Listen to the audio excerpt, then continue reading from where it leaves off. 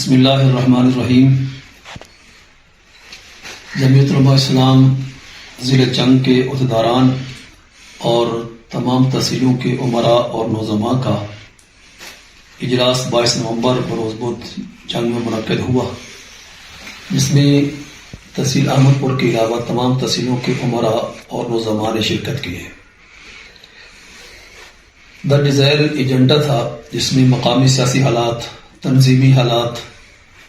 اور پھر ایجنڈے میں شامل موجودہ احمد پور سیال کے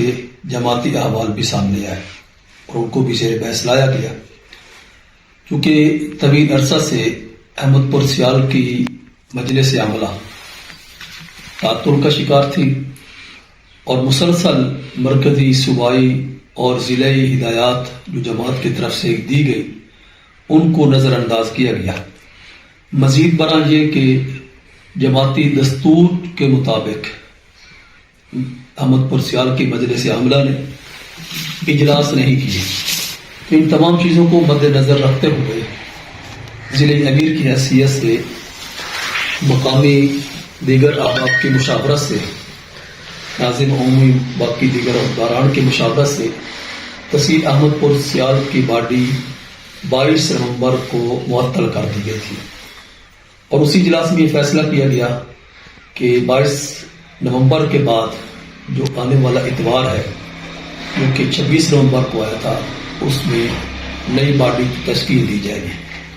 تو عبوری طور پر چونکہ یہ باڈی تشکیل دی گئی ہے، لہذا ضلعی جماعت کے فیصلہ کے مطابق جو نئی باڈی تشکیل دی گئی، جماعتی سیاسی تمام قسم کے فیصلوں کا اختیار جو جماعت کے نام سے، جماعت کے لیول، جماعتی اسٹیج سے ہوگا، وہ یہی حضرات کریں گے۔ دیگر کسی ساتھی کو اپنے طور پر جماعت کا نام استعمال کرنے کی اجازت نہ ہے۔ اور جو باڈی تشکیل دی گئی ہے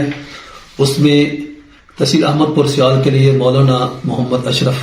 صاحب اور ناظم عمومی مہار محمد حامد برانا سیال صاحب، سینئر نیب امیر مولانا عبد الوارث نعمانی صاحب، ناظم چودھری سخی محمد جٹ صاحب، ناظم دوم سردار محمد راجپوت صاحب، ناظم اطلاعات جوید عسکری جٹ صاحب، سالار مولانا محمد عمر بھٹا صاحب،